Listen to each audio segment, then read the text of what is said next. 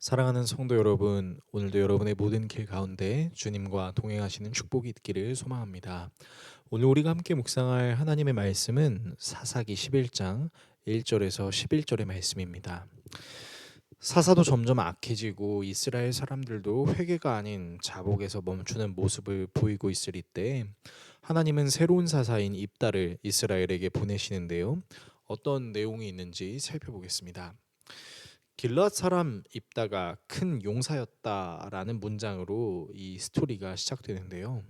사실 처음부터 사사가 큰 용사라고 기록되어 있는 것은 조금 이례적이기도 합니다. 그동안 등장했던 온니엘, 에훗, 드보라, 삼가엘 등의 사사들은 이런 언급이 없었기 때문이죠. 어떤 의도로 입다가 이렇게 소개되는지는 앞으로의 내용을 묵상하면서 생각해 보면 좋을 것 같습니다. 입다가 길르앗 사람이라는 것은 길르앗 지역의 사람이기도 하고 또 아버지의 이름이 길르앗이기도 한 것으로 보이는데요. 입다는 기생, 즉 본처의 아들이 아니었습니다. 그래서 입다는 본처의 아들들이 자라나면서 기업을 이을 자격이 없다라는 이유로 집에서 쫓겨납니다. 그리고 쫓겨난 입다는 돕 땅에서 지내는데요. 본문 3절에 기록되어 있는 잡류라는 단어는 도덕적으로 불량하고 사회적으로 소외되고 경제적으로 궁핍한 일종의 불황자들이었습니다. 이런 사람들이 입다에게 모였다는 것은 아마도 입다의 리더십이나 강력한 힘이 있었다라는 것을 예측할 수 있습니다.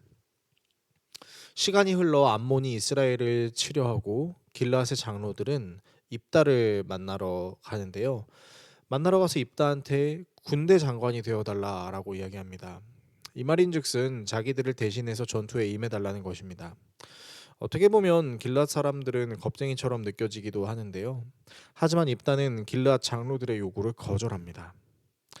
자신이 기생의 아들이라는 이유로 가족들에게 쫓아낼 때는 언제고 지금은 다시 필요하다는 이유로 자기를 데려오는 것이 맞냐라고 따지기 시작하죠. 그리고 길르앗 장로들은 바로 그 문제를 해결하기 위해 왔으니 자기들과 함께 암몬과 싸운다면 길르앗의 통치자가 될 것이라고 회유합니다.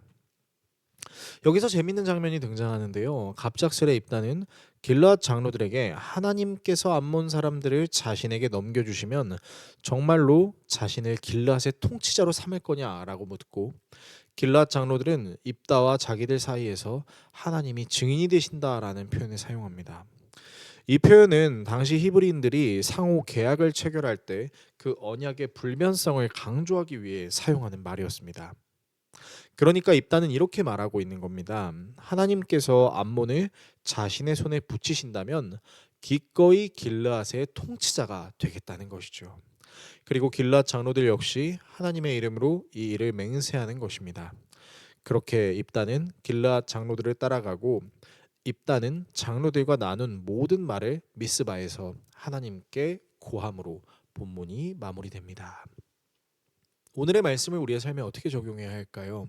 성경은 입다를 큰 용사라고 말하면서 그의 시작이 비교적 불우했음을 의도적으로 드러냅니다.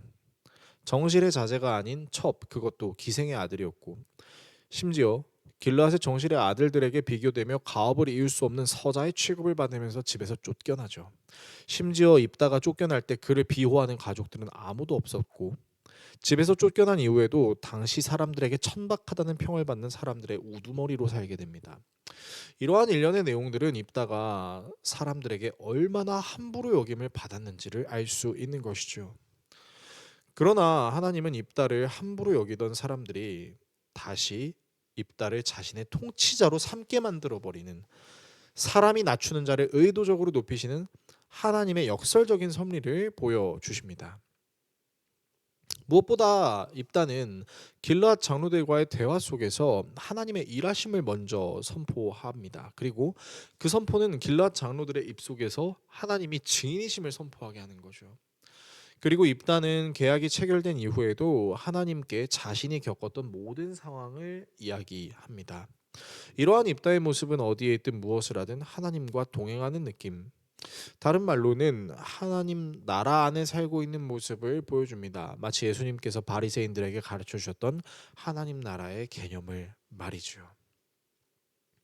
이와 같은 입다의 스토리를 기억하시면서 사람들이 아무리 낮추려고 해도 하나님께서 쓰고자 하시면 그 사람은 하나님의 쓰임을 받는다는 것을 기억하며 우리도 이 세상 속에서 사람들의 평가에 우리의 귀를 기울이는 것이 아닌 우리에게 말씀하시는 하나님의 음성에 귀를 기움으로 하나님 나라의 쓰임을 받는 우리 모두가 될 수 있기를 예수 그리스도의 이름으로 축원합니다.